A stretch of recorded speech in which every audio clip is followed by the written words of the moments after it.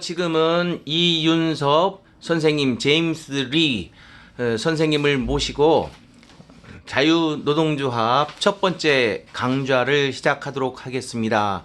예, 이윤섭 선생님 말씀해 주시기 바랍니다. 지금 우리가 민주노총을 많이 걱정을 하시고 또 민주노총이 우리 국가에 상당한 그 해악을 끼치고 있는 조직이라고 하면은 여러분들께서 다 아시고 계실 겁니다.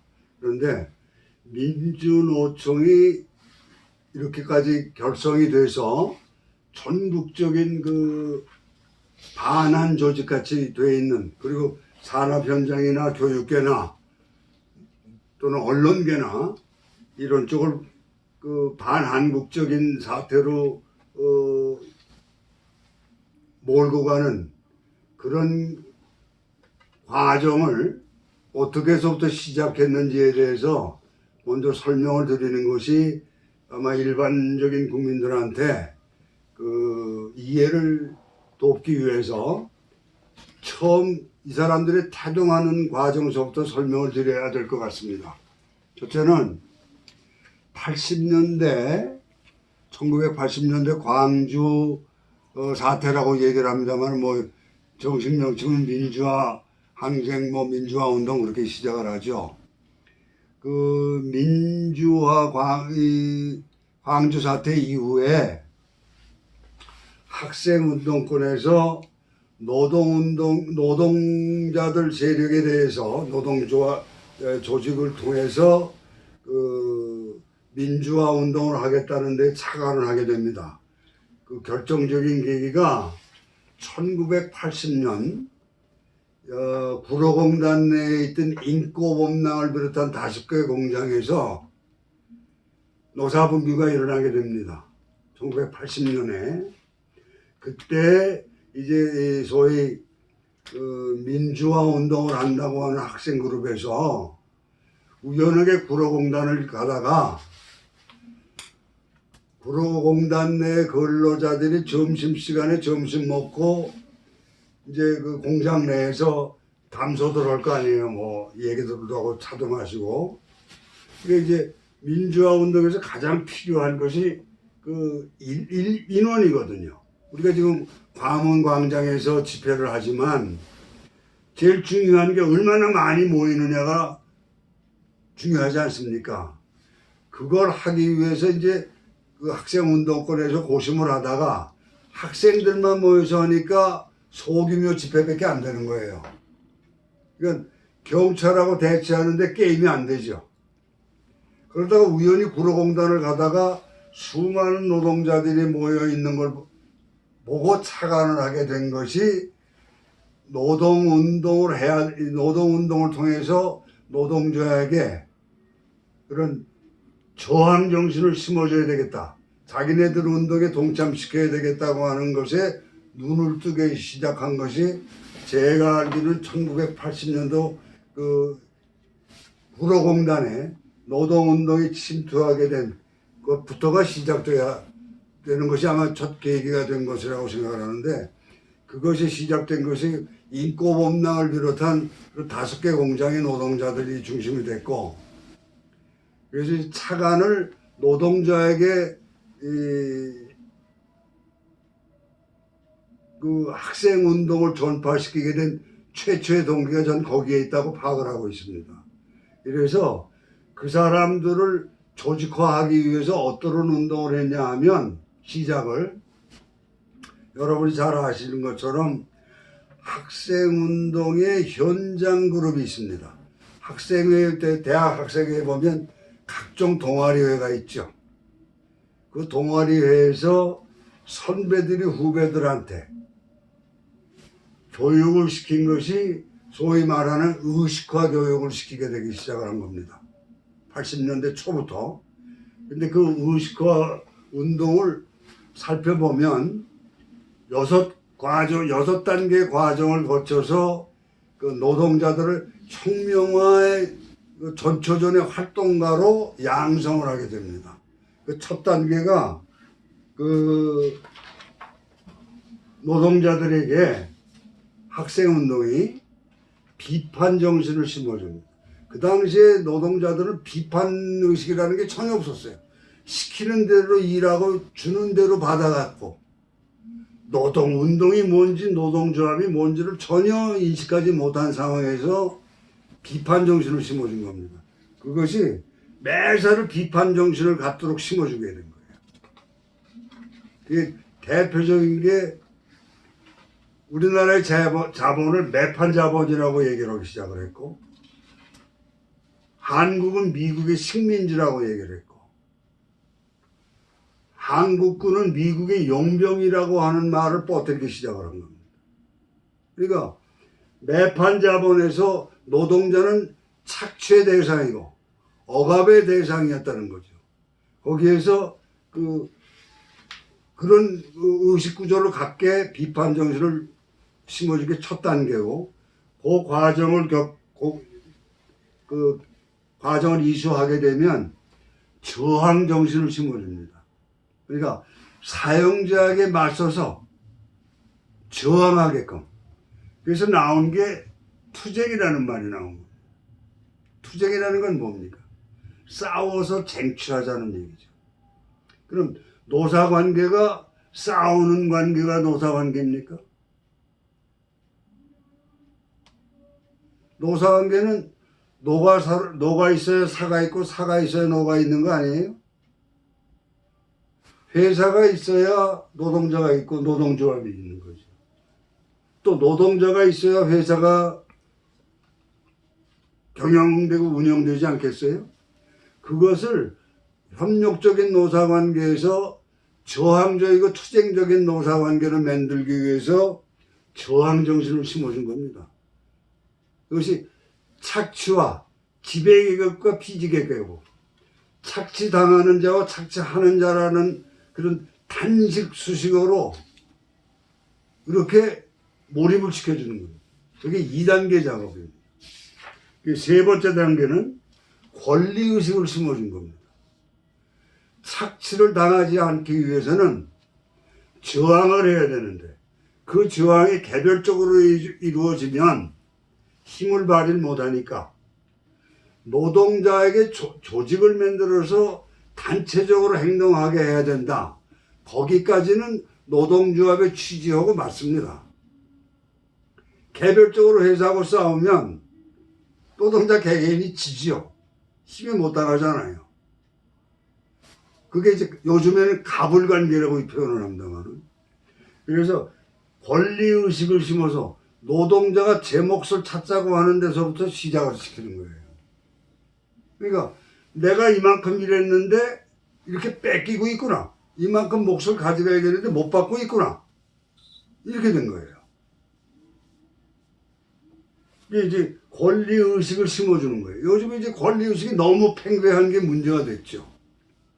그 단계를 거치면 왜 이런 사회에서 비지배와 지배가 되고 착취당하는 자가 되느냐 하는 사회적인 구조적인 문제에 접근을 시킵니다. 그게 4단계예요. 그래서 체제와 이념에 대한 교육을 시작을 합니다. 이 사람은. 그러니까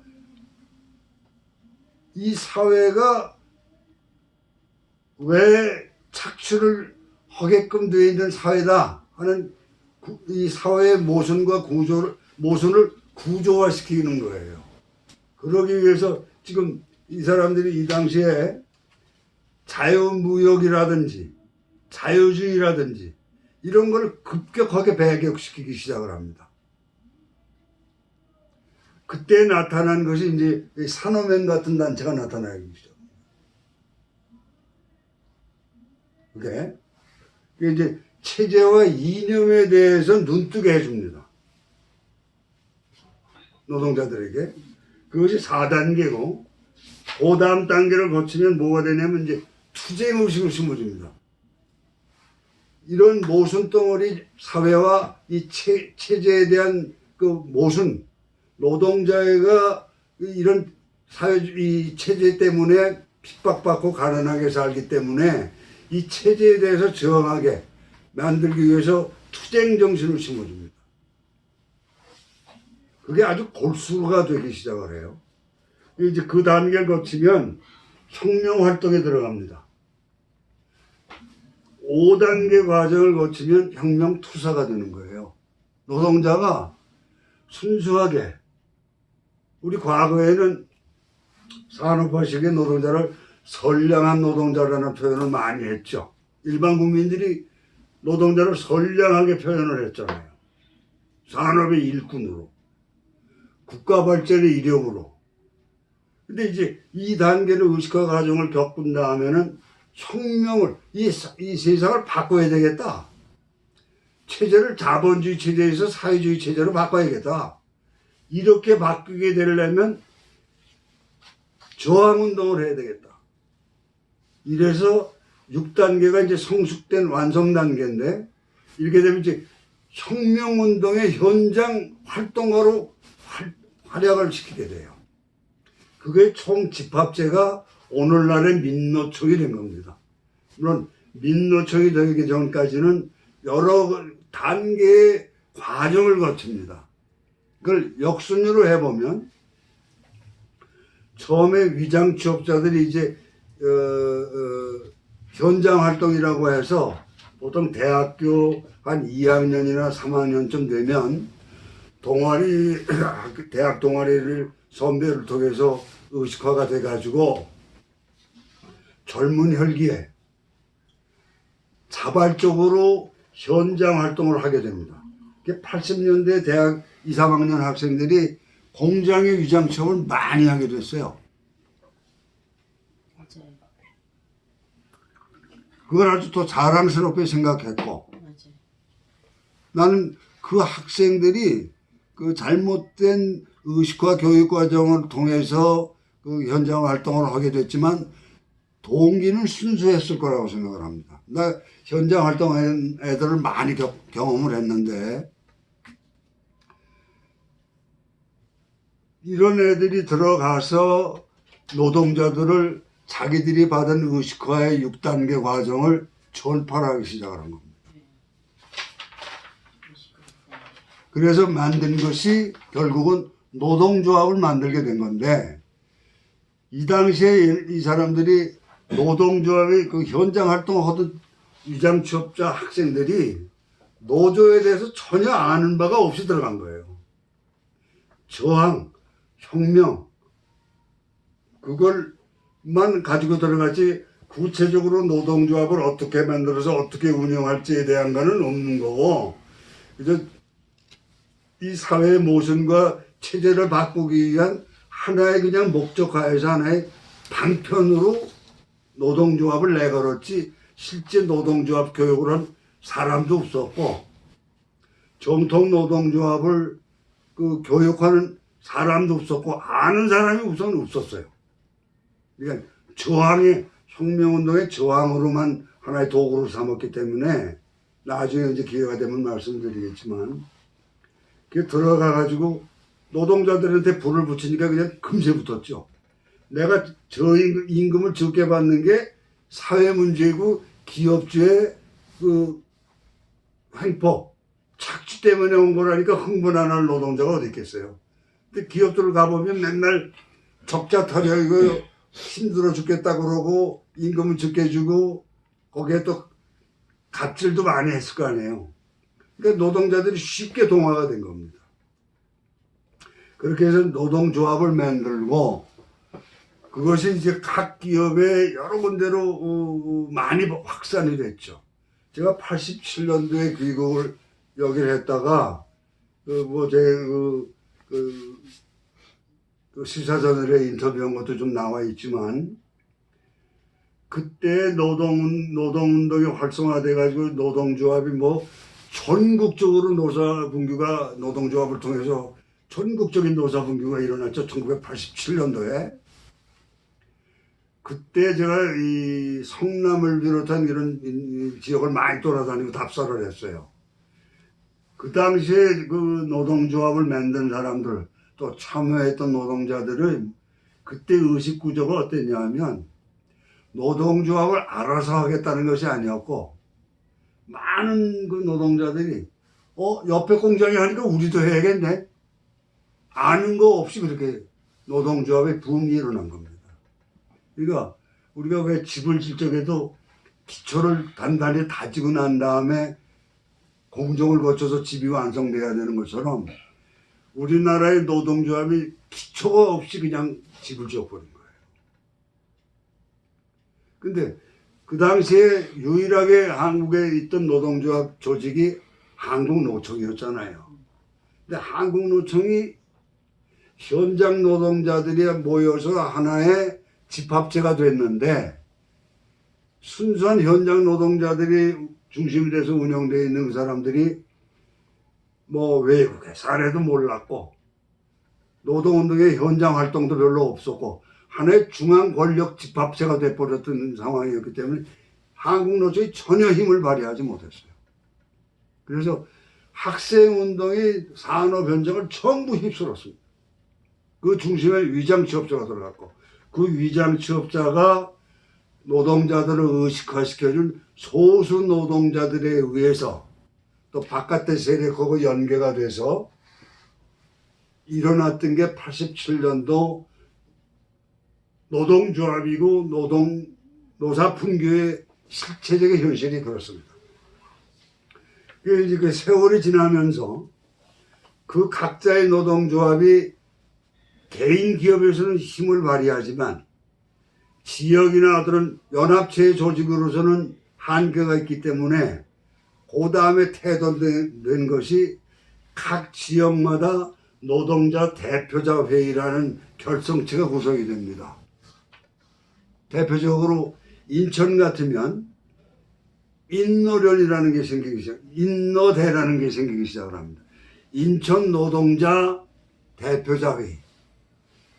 부산은 부산 노동자 대표자 회의. 울산은 그 명칭 따라서 그런 대표자 회의가 생겼어요. 그 대표자 회의가 다시 모여서 지역 노련이 형성이 됩니다. 그러니까 인천 같은 건 인노련, 울산 같은 건 울노련, 부산 같은 건 부노련, 마산 창원 같은 건 마창노련 이렇게 된 겁니다. 그 다음 단계가 거쳐서 나온 것이 전노협입니다. 처음에는 전노협이 나오질 않고 전노대가 나왔어요. 전국 노동자 대표자회의. 그것이 모여서 결성체가 된 집합체가 전노협이고 전노협의 초대 위원장이 그 누구죠? 기억이 그 동아건설 현장 노조위원장 하던 단병호. 단병호가 초대 노조위원장을 했죠. 동아건설 창동 공장 노동자 출신이에요. 그 하나의 간판이죠. 그 전노련이 전노협이 됐고 그것이 이제 전노협이 되다가 이제 그 전노협이 중심이 됐던 것은 그 제조업 중심이었습니다. 그러다가 이제 교사들이 생기고 또 그 방송이나 신문 기자들이 생기고 그 사람들이 사실은 뒤에서 그 지원 그룹이나 지도 그룹에 속했던 하나의 조직체였거든요. 교수들은 교수 노련이 있었고 농민단체는 전농이라고 하는 농민단체가 있었고 문화예술계는 민노총이나 민예총이라는 예술단체가 있어. 그런 단체들이 전부 이제 그 순수한 노동자들, 제조업체 중심의 노동자들하고 한 군데 모여서 뭉쳐진 것이 지금의 우리가 걱정거리가 된 민주노총이 된 겁니다. 자, 잠시 꺼주시죠.